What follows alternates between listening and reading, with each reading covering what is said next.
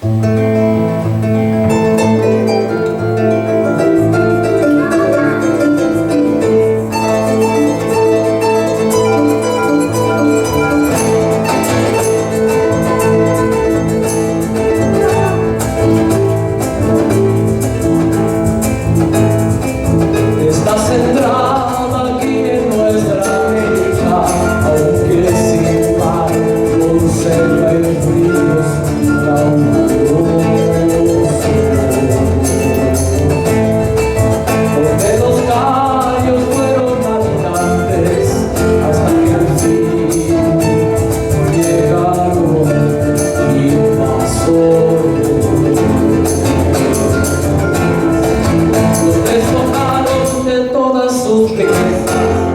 de su lengua ni sus costumbres ancestrales,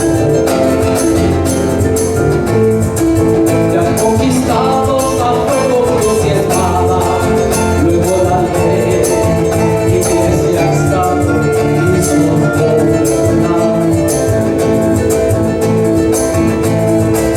Y por ser el sol imaginario, por ser el mismo que buscaba, nunca ser el luz que se transforma, nueva esperanza, nueva voz, nueva sal.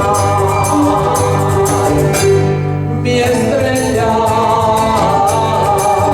siempre brilla, mi estrella.